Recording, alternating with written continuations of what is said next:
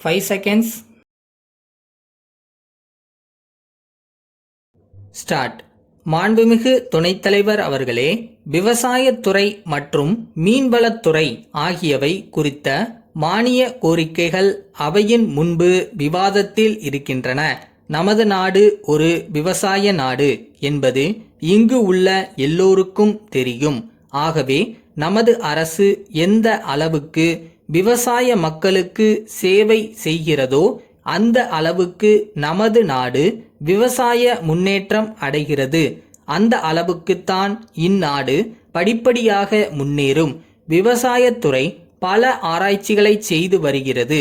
நெல், கரும்பு முதலிய பல்வேறு தானிய பொருள்களை விருத்தி செய்வதற்கு ஆராய்ச்சி செய்து கொண்டிருந்தாலும் சாதாரணமாக ஏழை மக்களுக்கு எந்த அளவிற்கு அது எட்டி இருக்கிறது என்று பார்த்தால் அவர்கள் செய்திருக்கக்கூடிய ஆராய்ச்சியின் பலன் இன்னும் மக்களுக்கு கிடைக்கவில்லை என்பது என் கருத்து. ரசாயன உரம், பசுந்தாள் உரம் போன்றவைகளை அதிகமாக பயன்படுத்தினால் உற்பத்தியை பெருமளவு பெருக்க முடியும் என்று விவசாயத்துறையினர் பிரச்சாரம் செய்து கொண்டு வருகிறார்கள். அப்படி பிரச்சாரம் செய்து கொண்டு வந்தாலும் கூட விவசாயிகளுக்கு ரசாயன உரம் கிடைப்பதற்கு என்ன நடவடிக்கை எடுத்து கொண்டிருக்கிறார்கள் என்று பார்த்தால் மிகவும் வருத்தப்பட வேண்டியிருக்கிறது. கடந்த ஆண்டில் உர விநியோகம் குறித்து அரசு ஒரு புதிய முறையை கையாண்டது.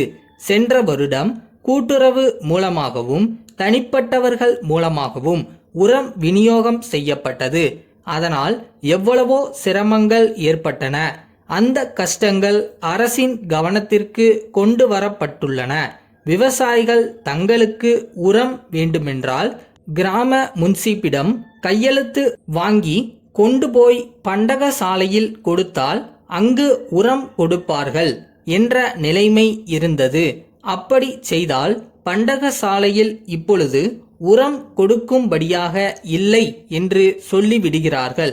இன்னும் சரக்கு வரவில்லை என்றும் இன்னும் 5-6 நாட்களுக்கு பிறகு வேண்டுமானால் வந்து வாங்கிக் கொள்ளுங்கள், இல்லாவிட்டால் கையில் பணத்தை எடுத்துக்கொண்டு போய் வேறு இடத்தில் வாங்கிக் கொள்ளுங்கள் என்று சொல்லிவிடுகிறார்கள்.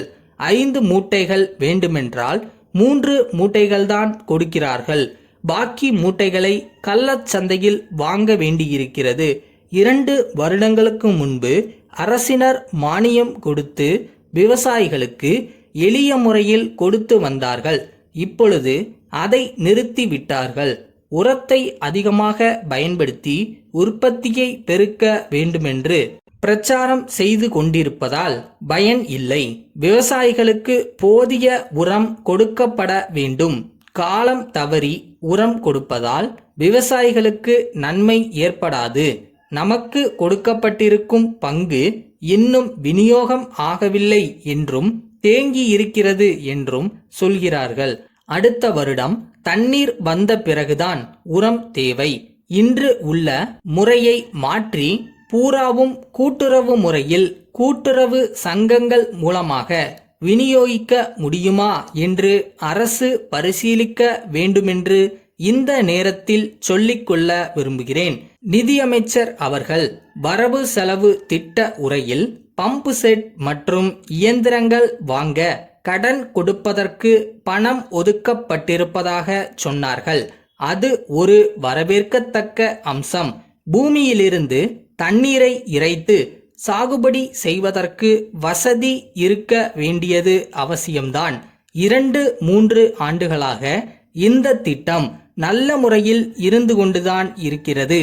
ஆனால் அரசு ஒரு இலக்கு வைத்துக்கொண்டு விநியோகிக்க வேண்டும். ஒவ்வொரு மாவட்டத்திலும் எத்தனை பம்பு செட்டுகள் நிறுவ வேண்டுமென்று சொல்லி அவற்றை பொருந்தச் செய்து மீதியை வியாபாரிகள் பூர்த்தி செய்ய முடியாத நிலைமைதான் இருக்கும். மீன் பண்ணை பற்றி ஒரு வார்த்தை.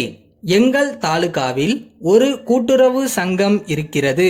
அதன் உறுப்பினர்களுக்கு மீன் பிடிக்க ஏகபோக உரிமை கொடுக்கப்பட்டிருக்கிறது. அரசு அந்த சங்கத்தை கலைத்து சிறு சிறு கூட்டுறவு சங்கங்களை ஏற்படுத்தி மீன் பிடிப்பவர்களுக்கு அதிக வசதி செய்து கொடுக்க வேண்டுமென கேட்டுக்கொள்கிறேன்.